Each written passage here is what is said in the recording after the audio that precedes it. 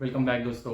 अब second quarter खत्म हो गया है। अब धीरे धीरे Q2 के रिजल्ट्स आना स्टार्ट हो जाएगा। तो कुछ कंपनीज अपने क्वार्टरली रिजल्ट्स को शेयर करने से पहले अपने उस क्वार्टर के लिए बिजनेस अपडेट्स को शेयर करती है विथ इट्स इन्वेस्टर्स। मतलब उनके लिए वो क्वार्टर कैसा रहा था, वॉल्यूम ग्रोथ कैसा था, वो कौन से सेगमेंट में उनके लिए ग्रोथ थी या फिर नहीं थी, ये सब चीजें वो अपने इन्वेस्टर्स के साथ शेयर करती है। फॉर एग्जाम्पल कल्याण ज्वेलर्स के हमेशा बिजनेस अपडेट्स आते हैं बिफोर उनके जो क्वार्टरली नंबर्स आएंगे। या फिर OEMs अगर देखिए ऑटो इंडस्ट्री से TVS मोटर्स हो गया या फिर बजाज ऑटो हो गया, ये अपने एवरी क्वार्टर के नंबर्स रिलीज करने से पहले वॉल्यूम ग्रोथ के लिए बिजनेस अपडेट्स वगैरह शेयर करती है। चलो ऑटो इंडस्ट्री के जो प्लेयर्स हैं उनके तो एवरी मंथ ही वॉल्यूम ग्रोथ नंबर्स आ जाते हैं CIM के थ्रू। तो वैसे ही JTL इंडस्ट्रीज ने अपने बिजनेस अपडेट्स को शेयर किया है। कल ही इनके बिजनेस अपडेट्स आए थे फॉर Q2 ऑफ FY25। अब नंबर्स वेर वर्थ नोटिंग, तो आई थॉट कि चलो वो शेयर करते हैं। अब इस स्पेस को मैं क्लोजली ट्रैक करता हूँ। इनके जो पीयर कंपनीज है जैसे वीनस पाइप्स हो गया, रत्नमणि मेटल्स एंड ट्यूब्स हो गया या फिर हाईटेक पाइप्स हो गया, इनके Q1 नंबर्स को हमने एनालाइज किया था, कंपेयर किया था। तो इस क्वार्टर में Q2 में जब इनके सबके नंबर्स आ जाएंगे तो उसमें JTL को भी ऐड कर लेंगे और इन सबके बिजनेस मॉडल को समझेंगे और इनके क्वार्टरली नंबर्स को भी कंपेयर करके देखेंगे। But for now business updates आ गए तो पहले 2 मिनट समझते कि इनका बिजनेस क्या है। तो ये बनाती है इलेक्ट्रिकली रेजिस्टेंट वेल्डेड जो स्टील के पाइप्स एंड ट्यूब्स होते हैं, ये सब बनाती है। इसके अलावा इनके कुछ वैल्यू एडेड प्रोडक्ट्स है जैसे गैल्वनाइज्ड पाइप्स हो गया, कोटिंग वाले पाइप्स हो गया, फिर कलर कोटिंग करके जो प्रोडक्ट्स बनाती है, ये सब वैल्यू एडेड प्रोडक्ट्स है, ये सब भी ये बनाती है। इनकी मैन्युफैक्चरिंग फैसिलिटीज देखेंगे तो नॉर्थ में पंजाब में इनकी 2 मैन्युफैक्चरिंग फैसिलिटी है, एक मंडी में है और एक डेरा बस्सी में इनकी मैन्युफैक्चरिंग फैसिलिटी है। इसके अलावा महाराष्ट्र के मनगांव में इन्होंने रिसेंटली एक फैसिलिटी एस्टेब्लिश की है और छत्तीसगढ़ के रायपुर में भी इनकी एक मैन्युफैक्चरिंग फैसिलिटी है। तो कुल मिला के इनकी जो 5 फैसिलिटीज है, इन सब में मिला के इनकी अराउंड 6 लाख मेट्रिक टन पर एनएम की कैपेसिटी है। अब कंपनी ने रिसेंटली क्या किया था, during this year itself April of 2024 इन्होंने नाभा मेटल एंड स्टील की जो एक कंपनी है HR कॉइल्स बनाती है, इसको एक्वायर किया था। 67% के आसपास इन्होंने इसमें हिस्सा खरीदा था। अब ये इंपॉर्टेंट क्यों है, अब ये जो कॉइल्स वगैरह ये बनाती है ये एक्चुअली है raw material for making that ERW steel के पाइप्स। तो बेसिकली इन्होंने क्या किया, थ्रू दिस एक्विजिशन अपना बैकवर्ड इंटीग्रेशन को बढ़ाया है। तो अब ये क्या करेंगे, इन्होंने क्या किया, इस फैसिलिटी को इंटीग्रेट किया है, इस पे थोड़ा कैपेक्स भी इनको करना पड़ा। अब और इनकी जो मंडी वाली पंजाब की फैसिलिटी उसके साथ इनको इंटीग्रेट करके अब यहाँ से ये HR कॉइल्स बनाना शुरू कर दी है। तो जून में इसका प्रोडक्शन शुरू हो गया था, अप्रैल में एक्विजिशन किया, देन थोड़ा सा कैपेक्स करना पड़ा, फिर जून में फैसिलिटी रेडी हो गई एंड देन पूरा जो ये क्वार्टर था Q2 इन्होंने यहाँ से भी प्रोडक्शन किया है। तो और इनकी कैपेसिटी अगर देखेंगे, क्योंकि ये प्लांट की नाभा मेटल एंड स्टील की जो capacity around 2 lakh metric tonne per annum थी, तो इनकी अभी टोटल कैपेसिटी 6 लाख से around 8 lakh metric tonne per annum हो गई है।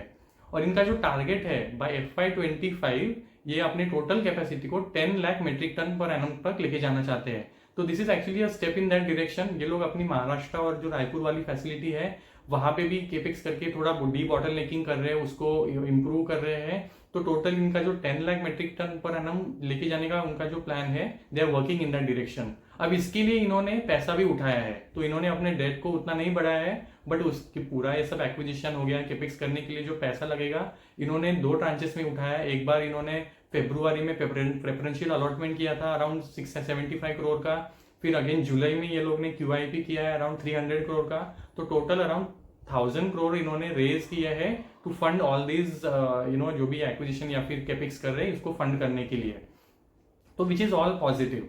अब हुआ क्या है, इनके जो Q2 के नंबर्स आए हैं इनको अच्छी वॉल्यूम ग्रोथ दिखी है। अब Q1 की अगर बात करें तो इनके वॉल्यूम में इतनी ग्रोथ नहीं थी, अराउंड 11% की सिर्फ वॉल्यूम ग्रोथ दिखी थी और 2% का इनको सेल्स में ग्रोथ दिखा था। अब ये क्यों हुआ था, अगर सेगमेंट्स की बात करें तो इन जिन सेगमेंट को ये केटर करते हैं, तो इंफ्रा के प्रोजेक्ट्स हो गए या फिर कोई एग्री के जो प्रोजेक्ट्स होते हैं गवर्नमेंट्स के, या फिर कोई जो केपेक्स वाले गवर्नमेंट के रोड रेलवे वगैरह हाईवे वाले प्रोजेक्ट्स होते हैं, या फिर सोलर में लगने वाले जो मॉड्यूल के स्ट्रक्चर होता है, ये सब जो चीजें बनाती है।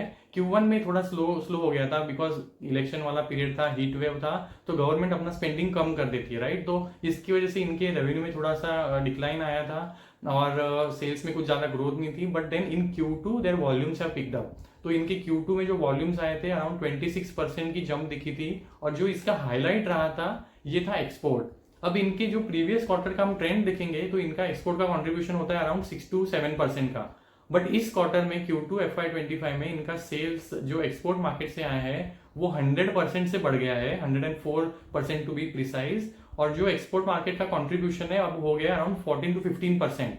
तो जहाँ पे 6-7% कंट्रीब्यूशन था वो अभी 15% के आसपास बढ़ गया है। Now this is very positive because एक तो आपको एक सेल्स के लिए डाइवर्सिफिकेशन हो जाता है जियोग्राफी वाइज। दूसरा, एक्सपोर्ट मार्केट में अगर आप सेल करेंगे और अगर वो वैल्यू एडेड प्रोडक्ट्स होते हैं जनरली, तो आपके मार्जिन बढ़ सकते हैं। तो वैल्यू एडेड प्रोडक्ट्स के लिए इनका एक्चुअली गाइडेंस भी ऐसा ही था। इनका FY जो 24 Q4 था, उनका वैल्यू एडेड प्रोडक्ट्स का कंट्रीब्यूशन था अराउंड 31%। और इनका टारगेट है बाय FY25 ये वैल्यू एडेड प्रोडक्ट्स का जो कंट्रीब्यूशन है उसको 50% तक लेके जाना है।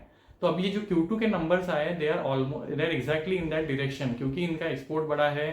तो अगर यहाँ से वैल्यू एडेड प्रोडक्ट्स इन्होंने बेचे हैं विच इज लाइकलीहुड, तो इनके वैल्यू एडेड प्रोडक्ट्स का कंट्रीब्यूशन बढ़ेगा, तो इनके जो एबिटा मार्जिन है वो बढ़ सकते हैं।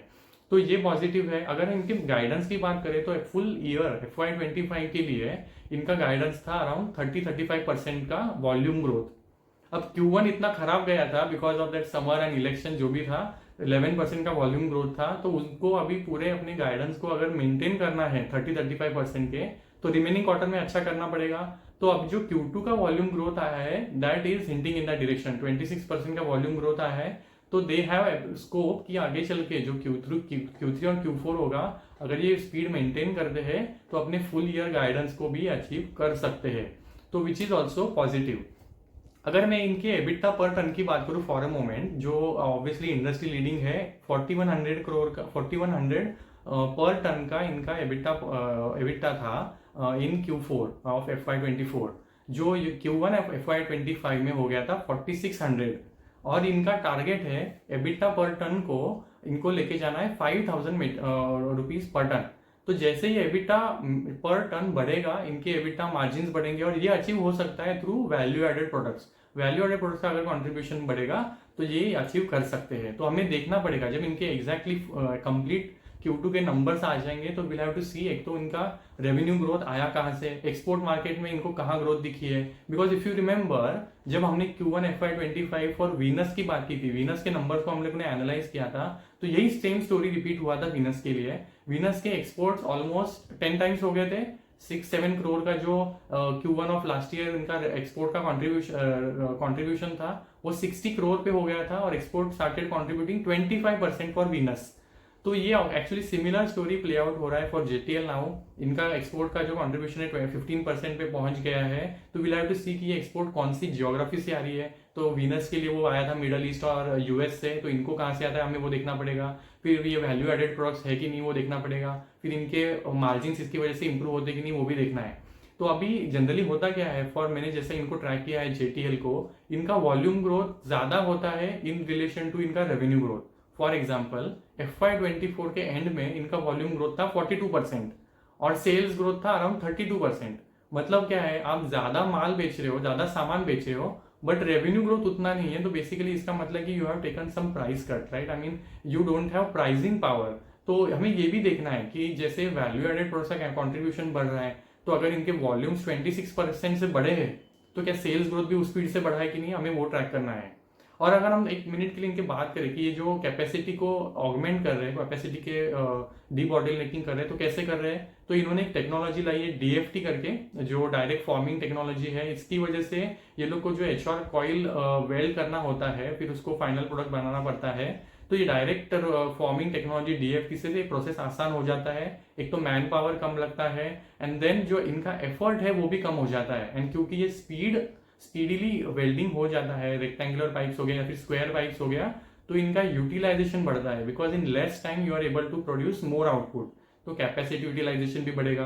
तो इनके लिए एक्चुअली सब चीजें राइट डायरेक्शन में जा रही है। नई टेक्नोलॉजी लाए हैं, कैपेक्स कर रहे हैं, फंड रेज किया है, एक्विजिशन किया है टू गेट बैकवर्ड इंटीग्रेटेड, अभी एक्सपोर्ट में भी ग्रोथ दिखी है। तो everything is hinting in right direction. तो हम अभी देखेंगे जब इनके Q2 के नंबर्स आएंगे तो सेगमेंट करके उनको कंपेयर करेंगे पीयर्स के साथ, एंड देन विल ट्रैक कि ये कैसा कर पा रहे हैं, and if they are able to meet the जो इनका ईयरली गाइडेंस है।